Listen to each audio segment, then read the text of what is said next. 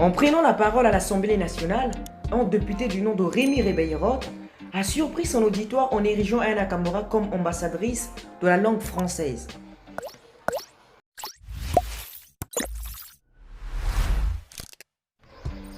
Dans le cadre d'une proposition de la loi pour lutter contre la discrimination des accents en France, le député de la République En Marche, autrement appelé Rémi Rebeyrotte, était invité à prendre la parole à l'Assemblée nationale.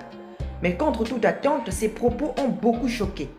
En effet, selon lui, créer une nouvelle expression ou mot est un signe de vitalité de la langue française. Et pour bien expliquer ses propos, il a pris pour exemple l'influence de la célèbre chanteuse française autrement appelée Aya Nakamura sur la langue française.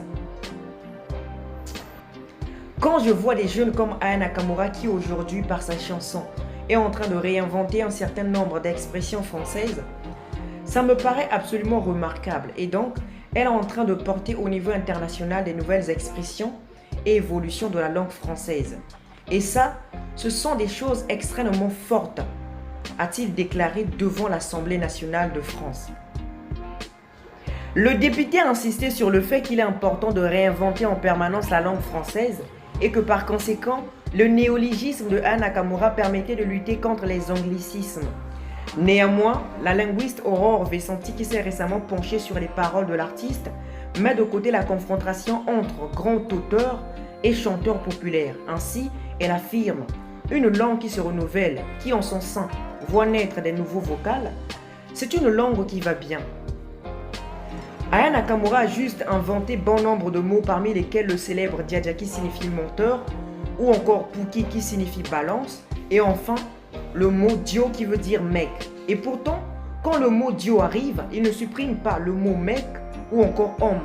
C'est un mot de plus, précise Aurore Vesanti. Quoi qu'il en soit, la chanteuse populaire Aya Nakamura n'est pas prête à changer.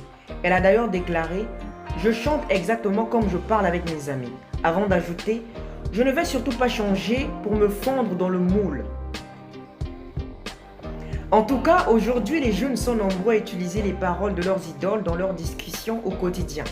Néanmoins, on doute fort qu'aujourd'hui, ces expressions originales trouvent un jour une place dans un dictionnaire quelconque.